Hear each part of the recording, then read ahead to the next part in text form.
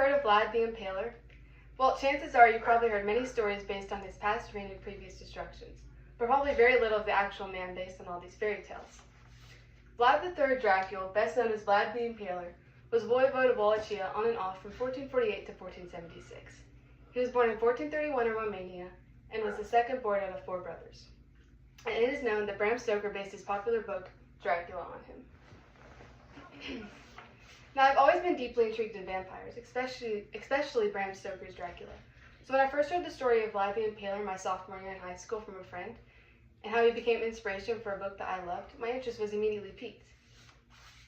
So going over the course of Vlad's life, one main point I'll make is how much terror he brought forth, and how much blood he managed to spill in the short time that he reigned. Another main point I'll make is how his methods for keeping control and power led to Bram Stoker's Dracula, and how his legacy still lives on today through all the stories that get retold of it. So starting off, Vlad got exiled on more than one occasion, but when he had ruled, which were 3 separate times between 1448 and 1476, he brought wrath and fear to all in Transylvania. Historians claim that Vlad kept his iron-fisted rule through torture, mutilation, and mass murder. He not only killed his enemies, but people in his kingdom who simply displeased him by beheading, boiling, and skinning alive. Like Lucy Lazarus points out in her article, Secrets About Vlad the Impaler, the Real Dracula That Only Romanians Know, it's not only that Vlad took the lives of so many that made him so cruel, but more about how he went about his punishments. For instance, it's once said that he had a woman executed for making a shirt for her husband that ended up being too short. It's also said that he would get upset when Turkish messengers refused to take off their turbans in his presence, so he ended up nailing them to their heads. Now the land was overrun with lawlessness, so Vlad began to put strict punishments for even the smallest crimes, like lying and thieving. If not simply punished by torture, then those responsible for the crimes were even killed. Now let's discuss Vlad's most famous form of torture, which was impaling. He would place wooden stakes to the ground and impale his victims onto them, leaving them there to bleed out, thus earning him the name Vlad the Impaler.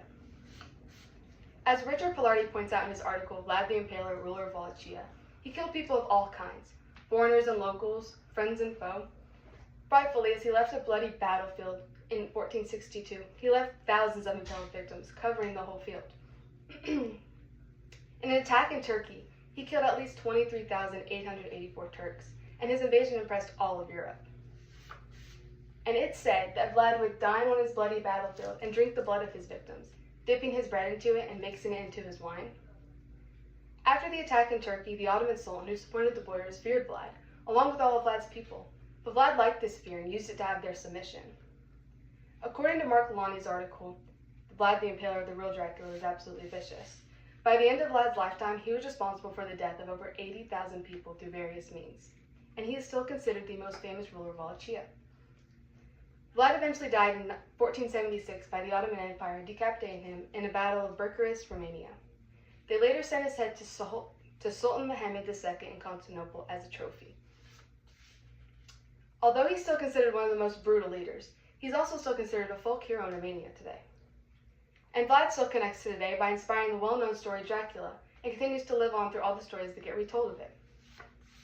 So to wrap up everything that we've heard, Vlad the Impaler was a cruel ruler who craved fear and power from his people.